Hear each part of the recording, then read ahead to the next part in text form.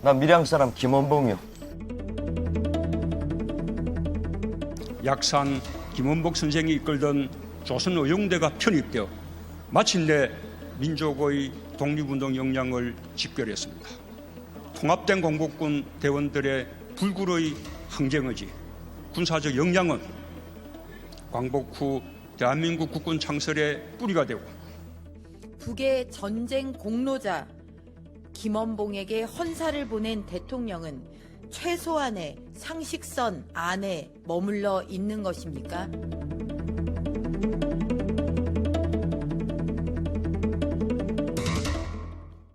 네, 밥상머리 토크 권성주 국제정치학 박사 그리고 고지현 변호사 두 분 나오셨습니다. 반갑습니다.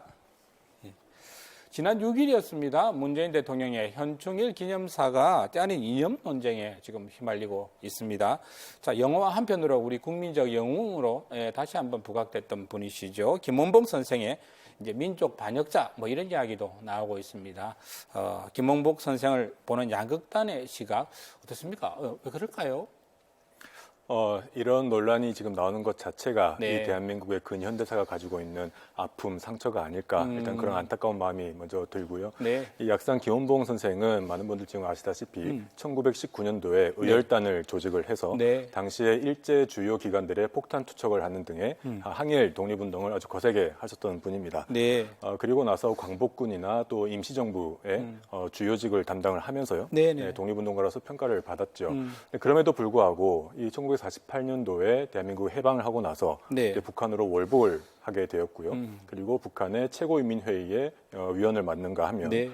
북한의 어떤 국가 건멸상에 올라서 북한 정권의 수립을 도왔다. 그리고 심지어는 이 6.25 전쟁에 북한 측의 지도부 역할을 했다. 네. 등등의 지금 논란 속에 지금 있는 인물입니다. 현재 우리 독립운동사에서도 인정을 받지 못하고 있고 또 북한 정권에서도 숙청당하면서 손을 받지 못했습니다. 예, 변호사님, 왜 그럴까요? 네, 조선의열단 활동을 하던 김원봉 선생이 해방 후에 통일정부를 수립하는 과정에서 북한에 방문을 했다가 네. 이제 평양 남북 지도자 회의죠. 거기에 참석한 이후에 돌아오지를 않았습니다. 네. 예, 김일성의 1인 지배 체제 구축 과정에서 이후에 숙청된 것으로 네. 알려졌고요. 현재 북한에서도 남한에서도 다 독립운동의 업적에 관해서는 전혀 평가를 받지 못하고 있는 상황입니다. 네. 자기가 만약 북한에 좋아서 가고 김일성이 좋아서 갔다면은 김일성하고 끝까지 힘을 합치고 했으면은 얼마든지 의직에 올라갈 수 있는 분인데 그걸 전혀 그렇지 않았습니다. 북측 행적에 대해서는 아직까지 많이 알려진 자료가 별로 없습니다. 이런 이제 1편의 자료 가지고 약산의 어떤 행적 전체를 이렇게 파악하려는 자체가 조금 못이 있는 것 같고, 이제 자유주의 자체가 큰 의미가 없는 이런 것들은 이제 독립운동 한 방편으로 한 사상의 한 일환이었지, 지금의 관점에서 당시 계속 그 시대를 평가하려고 하고 여기에 있어서 있던 그 책임을 갖다가 지우려는 그런 어떤 약간 생각들은 조금 지양이 되어져야 하지 않을까 하는 그런 생각을 가지고 있습니다. 뭐 요지를 좀 정리해 보면 김원봉 선생은 자의적인 월북은 아니었다. 뭐 북한 정권을 추종해서 한 그런 월북은 아니었다. 그리고 선생 자체의 성향은 좌파 우파가 아니라 좀 무정부주의에 가까웠다. 뭐 아마 이런 설명인 것 같아요. 이런 가운데 어제였죠. 황교안 자유한국당 대표가 저기 화면에 나옵니다. 한국 정쟁의 영웅이시죠. 저분 백선엽 장군을 예방해서 북한군 창설에 기여하고 6.25 남침해 주범인 김원봉 선생, 이런 언급을 했습니다. 어떻게 보십니까? 자유한국당 대표로서 네. 이 북한의 정권을 수립을 하고 했던 것에 기여를 했다는 것에서 비판적인 발언을 한 것으로 보이는데요. 네네. 네, 이러한 시각에 대해서 이 김원봉 선생의 외조카이죠. 네. 현재 미국에 살고 있는 이 김태영 선생이 이제 인터뷰에 응했는데 그 네. 말씀 한번 먼저 들어보시겠습니다. 그 북한군 창설에 기여하고 뭐 무슨 기여를 얘기를 하는지는 모르지만 북한군 창설은 그 전에 이미 창설이 돼 있었고 1948년도에 그 북한으로 도망가셨는데 피하신 거죠. 창설은 그로부터 2년 뒤에 전쟁이 터졌는데 어떻게 창설을 했다고 보겠습니까? 북한군의 창설은 결국은 스탈린에 의해서 김일성이가 주도를 한 거죠. 남한에서는 친일 매국 모드들의 나라가 되어버렸으니까 북한으로 이제 피신을 해갖고 가셔서 보니까 뭐 독립운동 하던 분들도 같이 계셨고 만나시고 하기는 했었겠죠. 그건 가짜 뉴스입니다. 가짜 뉴스. 네, 이 외조카 분의 입장에서 지금 뭐 그 당시에 어떤 국제 정세라든가 이런 것에 대한 이야기도 있었는데 물론 어떤 역사적인 논쟁의 부분은 소지는 남아 있는 것 같습니다. 네. 네, 그럼에도 불구하고 지금 이 김원봉 선생을 둘러싼 이런 역사적인 해석 네. 그리고 당시 어떤 독립운동가로서의 어떤 면모나 기록들 그리고 해방 이후의 어떤 그런 평가들 이런 것들은 계속해서 지금 역사학자들 간에 그 치열한 논쟁과 그리고 이 역사적인 자료를 통해서 지금 검열이 돼야 되는 그런 과정이거든요. 검증이 필요한 부분들이 많다는 말씀이죠. 그렇습니다. 이분이 독립운동한 부분에 대해서는 뭐 누구나 인정한 큰 공을 세운 부분에서는 인정한 부분인데 맞습니다. 다만 네. 이제 그 월북 이후에 10년간의 행적에 대한 여러 가지 문제 제기들에 대한 이야기시죠. 맞습니다. 네. 그 부분에 대해서도 이 양쪽이 어떻게 보면 좀 보고 싶은 부분만 보면서 네. 이야기를 하고 있는 경향은 없지 않나. 이제 그런 조심스러운 상태임에도 불구하고 네. 근데 사실상 이것이 지금 이렇게 문제가 되고 있는 것은 지난 현충일 날 이 문재인 대통령께서 현충일 날 기념사에서 네. 추념사죠. 추념사에서 이 약산 김원봉 선생을 약간 축켜 세우는 듯한 그런 발언을 한 것 때문에 네. 문제가 되었는데 그렇습니다. 네, 그 현충일 날에 와 계시는 분들이란 거는 6.25 전쟁에서 피해를 입고 그렇죠? 그 당시에 순국을 했던 호국 영령들의 유족분들 이런 말씀이시죠. 네. 근데 그 앞에서 이 6.25 전쟁의 북측에서 가담을 한 것으로 네, 그렇게 보고 있는 인사에 대해서 대한민국 대통령이 축켜 세웠다. 이게 지금 문제가 되면서 지금 약산 김원봉 선생이 이렇게까지 지금 논란의 중심에 서게 되었는데 네. 그 부분에 대해서는 분명 좀 경솔하지 않았나 네, 그런 아쉬움이 비판적인 시각이 있다는 있습니다. 말씀.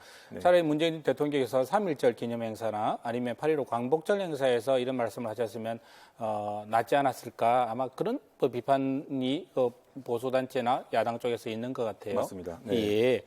청와대가 이런 가운데 이제 뭐 이분을 어떻게 해야 된다, 보훈처에서 어떻게 해야 된다, 뭐 이런 이야기들이 나오니까 청와대가 일단 정리를 했다 그러죠, 변호사님? 네, 보훈처의 독립유공자 포상 기준에 의하면 북한 정권 수립에 기여하거나 적극 동조한 경우에는 포상 대상자가 될 수가 없습니다.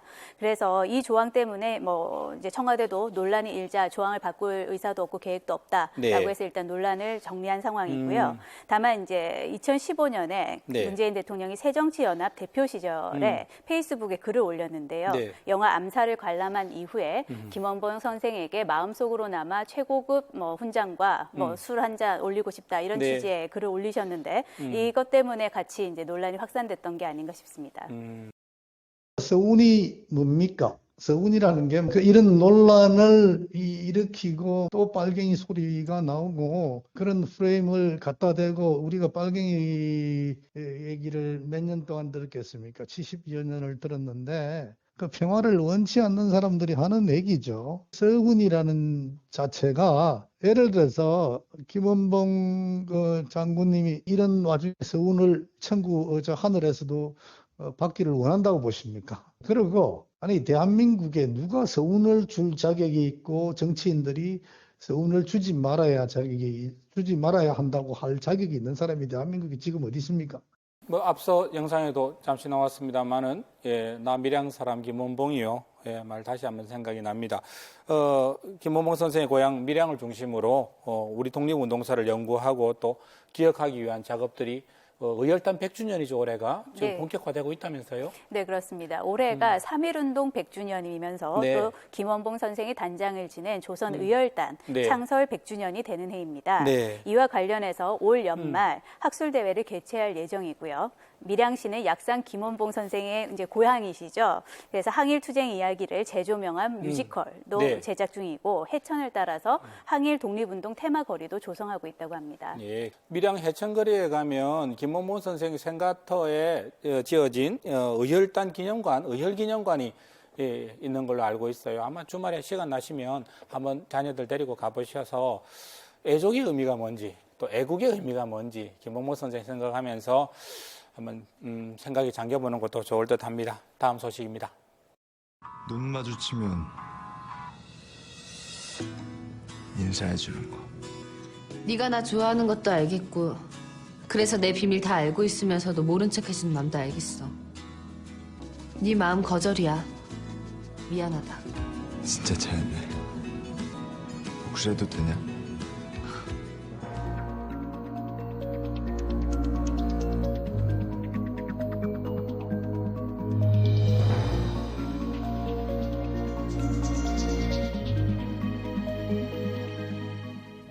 사랑 고백 안 받았다고 이게 벌어진 일이죠, 그러면? 앞서 그 드라마의 장면이 네. 소개가 돼서 이게 일견 무슨 멜로 같은 그런 이야기로 보이기도 하지만 실제로는 네. 이게 상당히 좀 호러물의 내용이었습니다. 네. 네, 최근에 부산의 모 대학에 네. 이 박사과정에 진학을 하고 있던 다니고 있던 남학생이 네. 같은 연구실 소속의 여학생에게 사랑 고백을 했는데 네. 거절당했다고 합니다. 네. 그리고 나니까 이 남학생이 계속해서 커피를 타주면서 네. 그 커피에 뭔가 작업을 해서 복수를 하게 되는데 그 복수의 방법이 상당히 치졸하고 아주 엽기적이었다고 합니다. 아, 그러니까 그 같은 연구실에 있는 공부하는 같은 그 뭐 클래스메이트 뭐 이런 사이 모양이다, 그죠? 그럼 커피에 뭘 넣었다는 건데 뭘 넣었다는 거죠, 변호사님? 이런 사람이 있긴 있나 보죠? 네, 일단 여학생이 네. 마실 커피에 침도 뱉고 아이고, 네. 또 뭐 체음제도 타고 아이고. 그다음에 설사약, 변비약 이런 것도 뭐 막 섞어서 그렇게 건넸다고 합니다. 아무 생각 없이 받아 마신 여학생으로서는 네. 갑자기 이렇게 배가 아프지 이런 생각을 했겠죠. 아. 그래서 그냥 뭐 골탕 먹이려는 그런 의도였다고 보기에는 굉장히 비열한 그런 네. 행동입니다.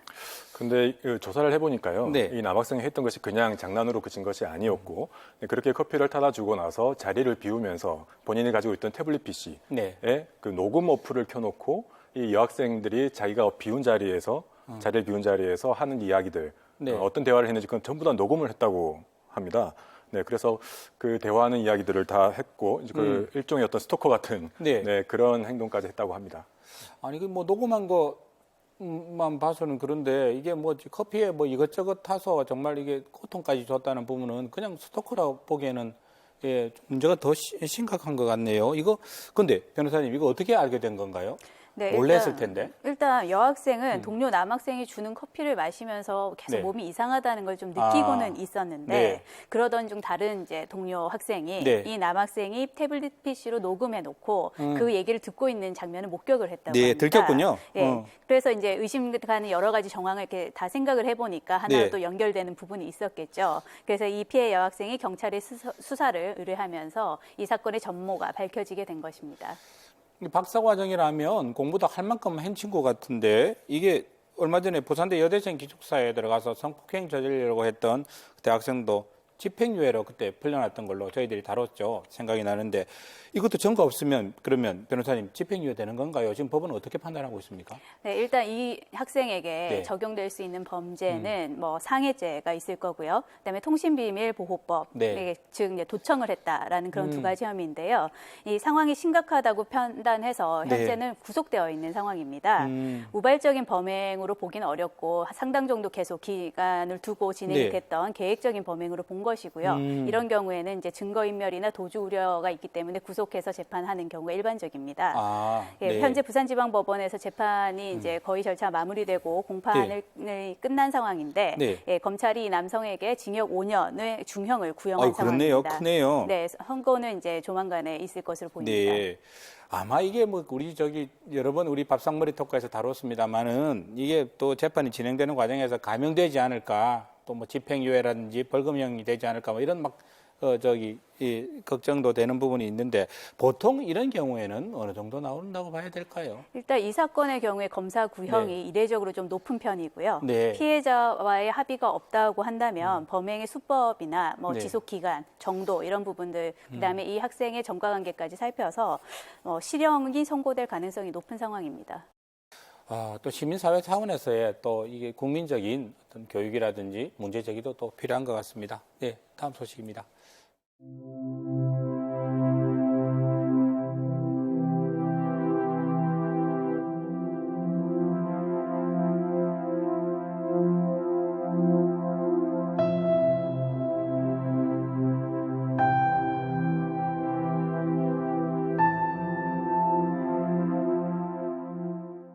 지난 2월이었습니다. 저희 시사만사에서도 이 소식 전해드렸는데 우리 이기백 군 결국 세상을 떠났네요. 그렇습니다. 상당히 안타까운 소식이었는데요. 네. 해운대 한 호텔에서 수영장에서 이 네. 14살의 이백군이 이 철제 사다리에 팔이 낀 상태로 이 발견이 되었는데요. 그리고 나서 대학병원에 급히 이송이 되었지만 네. 이 3개월간의 집중적인 치료를 받았음에도 불구하고 결국 회복되지 못했다고 합니다. 하지만 기백군이 세상을 떠나면서 큰 선물을 남겼습니다. 또래 친구 3명에게 새로운 생명을 주기로 결정을 한 것입니다. 환자분께서는 석 달 이상 한 100여일 정도 뇌사 출혈 상태에서 병원 진료를 받고 계시다가 더 이상의 치료에 반응이 없고 약물을 많이 씀에도 불구하고 사망을 돌이킬 수 없는 상태가 된 것을 이제 의료진으로부터 이제 설명을 듣고 장기기증을 선택을 해서 간장 1명과 신장 2명, 총 3명에게 생명을 전해주게 되었고요. 우리 기백군이 막내라면서요. 부모님들 정말 저 어려운 결정 하신 것 같아요. 네, 사고 후에 아들의 쾌유를 빌면서 계속 기도를 해오셨을 부모님은 아이의 상태가 점점 나빠지자 네. 이제 아이의 남은 삶에 그래도 의미 있는 일을 좀 해주고 싶다 이런 생각을 네. 하신 것으로 보이고요. 어렵사리 이제 장기 기증에 관해서 알아보시고 결정을 하게 되었다고 네. 합니다. 기백군도 생전에 또래 친구들에게 나도 뭐 장기 기증 했으면 좋겠다라는 취지의 말을 했었다고 하네요. 그렇군요. 근데 이 장기 기증이라는 것이 하기 위해서는 이 환자의 상태가 어느 정도 이상 괜찮아야지 할 수 있다고 합니다. 장기가 온전해야 되겠죠. 네, 그런데 이 기백군이 이전까지는 계속 혈압이 되게 떨어지는 등 네. 장기증 할 수 없는 상태였는데 이 마지막에 정말 이 친구를 위해서 희생하겠다라는 그런 각오가 발휘가 되었는지 마지막에는 이 어느 정도 상태가 호전이 되어서 네. 장기 기증을 할 수 있게 되었다고 합니다. 환자분을 뵈러 갔을 때 저혈압과 저산소홍이 심각하게 동반되어 있었던 사망 임박 상태였습니다. 한 20-30명 정도가 의료진이 거의 밤을 새고 같이 기증 업무를 진행해 주셨거든요. 사실 보호자분의 의견과 기백군이 그런 의지가 있었기 때문에 잘 이루어내게 된 게 아닐까 싶기는 합니다. 천사가 잠시 세상에 나들이 나왔다 돌아간 게 아닌가 그런 생각도 들었습니다. 기백군 부디 하늘나라에서는 건강하고 행복하기를 바라겠습니다. 네, 지금까지 밥상머리 토크였습니다. 두 분 오늘 수고하셨습니다.